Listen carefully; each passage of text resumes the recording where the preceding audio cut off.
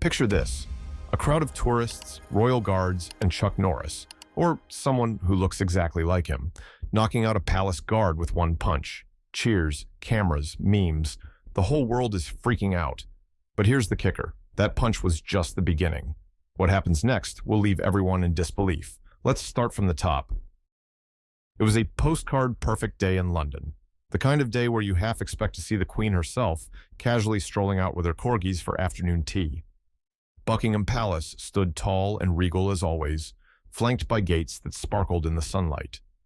The tourist lines stretched out like a slow-moving parade of camera-toting, hat-wearing enthusiasts, sessies, all eager to get that one perfect shot of a guard not flinching. But today was different. Oh, very different. A murmur began at the far end of the crowd and rippled through like wildfire. People were craning their necks, pointing excitedly, whispering in disbelief. Enter the man.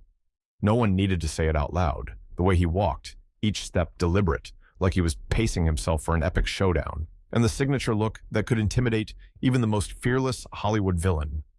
Yeah, it was Chuck Norris, or at least that's what everyone thought. Dressed in a leather coat that seemed to carry centuries of dust, the man had an air about him that screamed, "Don't mess with me." His eyes were like steel, narrowing just enough to send chills down your spine if you dared look at him too long. He moved with a slow, heavy grace, and honestly, you'd think someone had dropped him straight out of a movie. People didn't just stare, they gawked, slack-jawed, as he strode toward the gates. "Dude, that's Chuck Norris," someone whispered, nudging their friend. "No way," the friend replied, though the disbelief in his voice was already fading. "Why would Chuck Norris be here?" "Man, why wouldn't he be here? He's Chuck Norris. He does whatever he wants." Before long, the murmurs grew into a chorus of excitement. Kids and adults alike whipped out their phones, ready to immortalize the moment for all of social media. But it wasn't just about snapping a photo. No, this was a once-in-a-lifetime opportunity. You don't just see Chuck Norris and not expect something legendary to happen. A young guy near the front of the crowd seized the moment, shouting with the enthusiasm of a fanboy at Comic-Con. Chuck, show us how you do it, man. That punch, you know the one." The crowd roared in agreement, voices blending into a chaotic chant. Chuck, Chuck, Chuck! For Josh, the 27-year-old palace guard, this day was about to take a sharp turn from dull to disastrous. Josh was new, barely a month into the job. He had practiced standing like a human statue, perfect posture, blank expression, the whole deal. But no amount of training could have prepared him for what was about to unfold. He blinked behind his stoic mask, trying to maintain his composure as the crowd's energy intensified. People were pointing at him now, and he felt the weight of 1,000 camera lenses aimed directly in his direction. Is this a flash mob?" he muttered under his breath, barely moving his lips. His fellow guards didn't seem any more prepared. One of them glanced nervously at the approaching figure. And then it happened. The man who looked exactly like Chuck Norris came to a halt a few feet from the gate. The chanting subsided, replaced by an expectant hush. Every phone was pointed at him. For a moment, it was as if time itself paused, like the universe was holding its breath. Chuck, or rather Chuck's doppelganger, narrowed his eyes and turned his head ever so slightly toward the crowd. His voice was low, calm, and just loud enough to be heard. "Justice is served with a fist." Josh didn't even have time to register what that meant. In a split second, the man's fist flew through the air with a force that could probably crack the Buckingham gates themselves. The impact hit Josh like a freight train. One second he was standing proud and upright. The next, he was sprawled on the ground, his helmet rolling a few feet away like a defeated chess piece. The crowd went nuts. Cheers erupted as if someone had just scored the winning goal in the World Cup. People were jumping up and down, screaming in excitement. Phones were everywhere, capturing every glorious angle of the punch that had just been delivered with surgical precision. "Did you see that?" a woman shrieked, clutching her friend's arm. "He just dropped that guard like a sack of bricks." "This is insane. Chuck Norris just punched a royal guard," another tourist laughed, shaking his head in disbelief. The cameras didn't miss a beat. In seconds, people were live streaming the event, updating their followers with captions like, "Chuck versus the British monarchy, who will win?" For the crowd, this was pure entertainment gold. But for Josh's fellow guards, it was a full-scale emergency. Whistles blared as guards scrambled to their posts, shouting into radios and calling for backup. The situation escalated fast. Tourists, however, either didn't notice or didn't care. They were having the time of their lives. "Chuck against the Royal Guards! This is going down in history," someone yelled, laughing. Within minutes, the sound of sirens pierced the air. Police cars sped toward the palace, lights flashing wildly. Officers poured out, their expressions a mix of confusion and urgency. One of them glanced at the crowd, then at the guard who was still lying on the ground. What exactly is going on here?" he muttered to his partner. His partner just stared, wide-eyed. "Is that Chuck Norris?" I think so." The officers hesitated, unsure how to approach a man who had just turned a palace guard into a tourist attraction. Meanwhile, Chuck, or whoever he was, stood perfectly still, his arms crossed. He wasn't gloating, he wasn't panicking, he just stood there. The crowd continued cheering, oblivious to the fact the police were now surrounding the scene. An officer cautiously stepped forward. "Sir, we're going to need you to come with us," he said, trying to sound authoritative but clearly shaken. The man didn't argue. He nodded once, calmly, as if he had been expecting this all along. As he was led toward the police car, the crowd erupted again. "You're a legend, Chuck," someone yelled. "We'll never forget this," another fan shouted, waving their phone in the air. The man was quietly placed into the back of the police car, the crowd still chanting his name. As the sirens faded into the distance, the reality of what had just happened began to sink in for the palace staff. Josh groaned from his position on the ground, rubbing his sore chest. "What just happened?" "Oh, Josh, you've just become a part of one of the weirdest days in royal history, and this story was far from over. The ride to the police station was like the calm before a storm." The officers in the front exchanged uneasy glances, clearly spooked by the silent man in the back seat. Every few seconds, one of them would glance nervously in the rearview mirror, as if expecting their passenger to do something out of a Hollywood action movie, like rip the door off its hinges with his bare hands. But he didn't. He just sat there, arms crossed, eyes focused on something in the distance. He had the aura of a man who'd seen 1,000 battles and was ready for one more at any moment. "Is he really Chuck Norris?" the driver whispered to his partner. "I don't know, man, but if he is, we're going to be in deep trouble if this goes south." The silence in the car was deafening. Even the usual crackling of the police radio felt muted, like it didn't dare interrupt the tension. By the time they arrived at the station, news of the Chuck incident had already begun to spread across every corner of the internet. Inside the station, Senior Officer Matthews was pacing back and forth, his mind racing as he tried to process the reports coming in. He was a man who had seen his fair share of bizarre cases: drunk tourists scaling monuments, petty thefts by street performers, the occasional prank call about royal ghost sightings. But this was something else entirely. He stopped in front of his desk, picked up the latest incident report, and read it aloud to himself. Guard knocked unconscious at Buckingham Palace. Suspect resembles Chuck Norris. Crowd reaction, cheering and chanting. Social media engagement, trending globally. Matthews lowered the paper and let out a long sigh. "Am I on a prank show? Is this some kind of joke?" he muttered, rubbing his temples. He turned to his partner, Officer Collins, who stood nearby with a similarly baffled expression. "Collins, is this for real?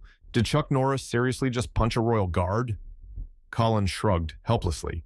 "I mean, the guy looks just like him. And you know how these things go. If it looks like Chuck Norris and punches like Chuck Norris." Matthews groaned.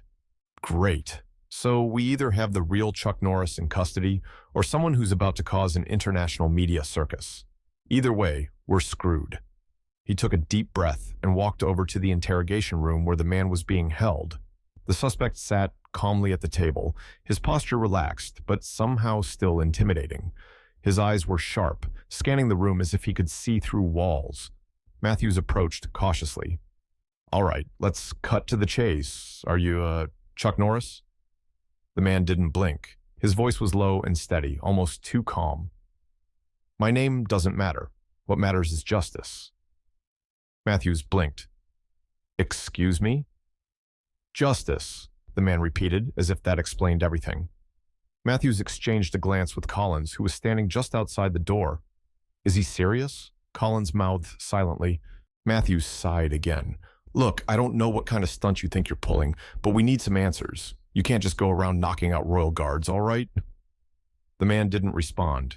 He simply leaned back in his chair, crossing his arms like he was daring them to make a move.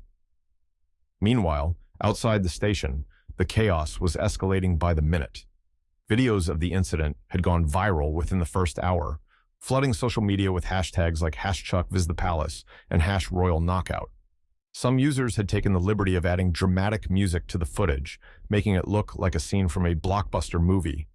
One particularly popular clip showed the moment of impact in slow motion, complete with a thunderous sound effect that shook viewers' screens. The comment sections were pure gold. Chuck Norris doesn't visit Buckingham Palace. Buckingham Palace visits Chuck Norris. Is the guard okay? Someone get him an ice pack and a therapist. I heard the Queen's considering retirement after this. Memes started popping up faster than anyone could keep track of. One showed a photoshopped image of the Queen in a boxing ring with the caption, "Next challenger, Her Majesty versus Chuck, place your bets." Another featured Josh, the unfortunate guard, lying on the ground with a speech bubble that read, "I didn't sign up for this." As if that wasn't enough, news outlets were all over the story. Reporters speculated wildly about what had led to the punch. One headline screamed, "Chuck Norris declares war on the British monarchy. What's his next move?" Outside the station, fans began to gather. At first, it was just a handful of curious onlookers, but within an hour, the crowd had swelled to hundreds. People waved homemade signs that read, "Chuck Norris for Prime Minister," and "We stand with Chuck." Some even wore t-shirts with his face on them, shouting slogans like they were at a rock concert. "Do you think he'll come out and sign autographs?" One teenager asked his friend, who was busy live streaming the scene. "Bro, if he does, this is going to break the internet," the friend replied, grinning. Police officers struggled to maintain order as more fans and reporters arrived. Camera crews set up camp across the street, eagerly awaiting any updates. It was pure pandemonium. Back inside, Matthews was nearing his breaking point. An officer burst into the room, out of breath. "Sir, we've got reporters outside. They're demanding a statement, and fans are chanting his name." Matthews slapped a hand over his face. "You've got to be kidding me." "Out." "Nope. It's a full-on media frenzy out there. They're calling it the punch scene round the world." Matthews shook his head in disbelief. "Great. Just great. This is exactly what we needed today." He turned to Collins. "All right, here's the plan. We're not letting this guy near the press. We need to get him out of here, quietly. No statements, no interviews, nothing." Collins nodded. "Got it, but, where exactly are we sending him?" Matthews sighed heavily. "I don't care. Get him on a plane, out of the country, before this turns into a diplomatic disaster." Within the hour, arrangements were made. The man was escorted out through a side entrance, but the crowd spotted him immediately. Cheers erupted as fans raised their phones, capturing every second of his departure. "Chuck, we love you," someone yelled. "Don't let them hold you down, man," another fan shouted. The man gave a single nod of acknowledgement before stepping into the waiting vehicle. Moments later, the convoy of police cars disappeared into the distance, heading for a private airfield. As the news broke, the world collectively gasped. Chuck Norris got deported? Since when can you deport a legend? What did he do? Challenge the Queen to a duel? Is this real life or a movie? Speculations ran wild. Conspiracy theories began to circulate, with some claiming the entire event had been staged as part of a secret government plot. Others joked that Chuck had been sent on a covert mission to take over another country.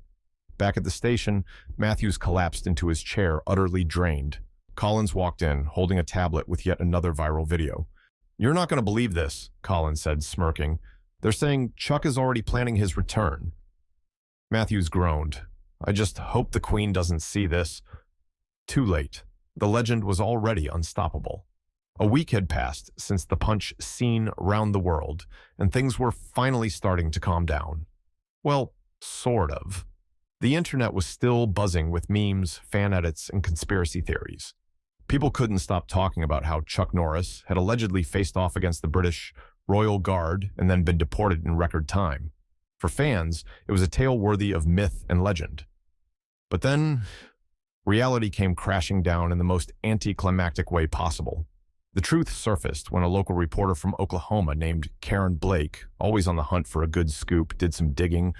She uncovered that the man responsible for the now infamous Palace Punch wasn't Chuck Norris at all. Nope.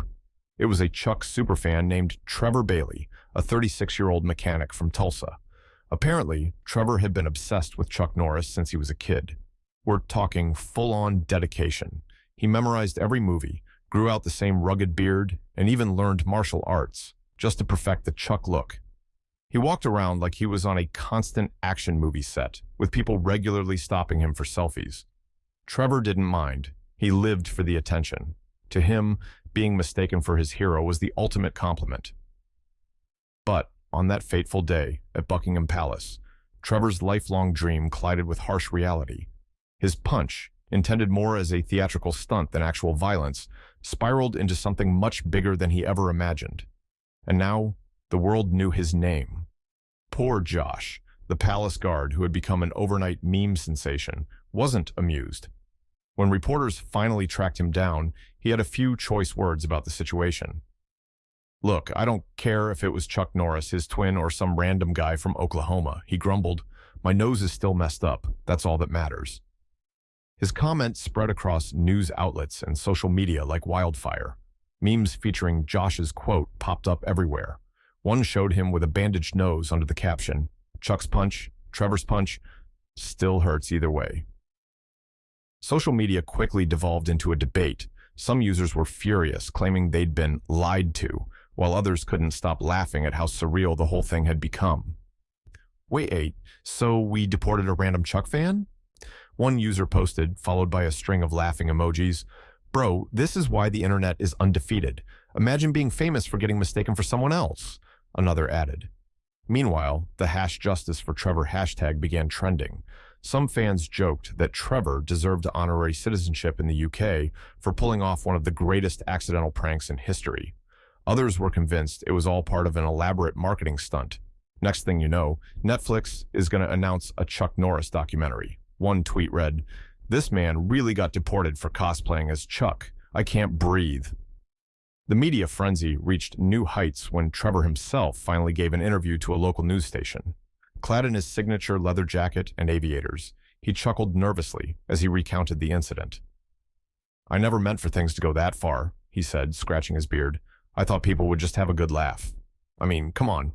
How was I supposed to know they'd actually think I was the Chuck Norris?" The anchor couldn't hide her amusement. "Well, Trevor, I think it's safe to say you've made an impression. What's next for you?" Trevor grinned. "Honestly, I'm just hoping Chuck doesn't sue me." Little did Trevor know, the real Chuck Norris had already heard about the whole debacle, and instead of being annoyed, he was impressed. One evening, Trevor was relaxing at home when his phone buzzed with an email notification. His eyes widened as he read the message. From chuck.norris@legend.com. Subject, "Let's meet." "Hey Trevor, I heard about your adventures in London. You got guts, I'll give you that. How about we grab dinner? I'd like to meet the guy who's been stealing my spotlight. Let me know if you're up for it." Trevor blinked in disbelief. "No way. This has to be a prank," he muttered. But after checking and double-checking the sender's details, it became clear. This was legit. Chuck Norris himself wanted to meet him. A few days later, Trevor found himself sitting across from the Chuck Norris in a private steakhouse in Texas. The atmosphere was casual, but Trevor couldn't shake the feeling that he was in the presence of royalty. Action movie royalty, that is. Chuck smiled warmly. "So, you're the guy who punched out a royal guard, huh?" Trevor laughed nervously. "I didn't mean for it to go down like that, I swear. It just kinda happened." Chuck chuckled. "Hey, accidents happen. But from what I hear, you handled yourself pretty well. You've got quite the fan base now." The two spent hours swapping stories, laughing about the absurdity of it all. By the end of the night, Chuck suggested they take a photo together. Trevor couldn't believe it. This was the moment of a lifetime. As they stood side by side, Chuck put his arm around Trevor and grinned. "All right, let's make this epic." The photo hit social media the next day with a caption that sent fans into a frenzy. "Two legends, two punches. Together, we can take down anyone." The internet exploded once again. Fans from around the world celebrated the reunion of the two Chucks, flooding the comments with messages of admiration and humor. The multiverse is real. We've got two Chuck Norrises now. Trevor just leveled up to honorary action hero status. Forget Batman and Robin. This is the duo we didn't know we needed. Trevor's life would never be the same. He went from being just another small-town mechanic to a viral sensation, with fans on every continent. And while the world eventually moved on to the next big story, the legend of Trevor Bailey, the man who almost became Chuck Norris, lived on in internet folklore. As for Trevor, he embraced his newfound fame with a grin and a shrug. Hey, he'd tell reporters, if you're going to be famous for something, it might as well be for having the most legendary mistaken identity ever. What would you have done if you were in Trevor's place? Would you have embraced the fame or tried to clear up the misunderstanding right away? Share your thoughts. Have you or someone you know ever been mistaken for someone famous, or found yourself in a bizarre situation like this? Drop your comments below, give this story a like if it made you smile, and don't forget to share it with friends. This story was created to shed light on the humor and randomness of life, while promoting kindness and understanding. Sometimes, even the wildest events can bring people together and spark conversations that make the world a little brighter.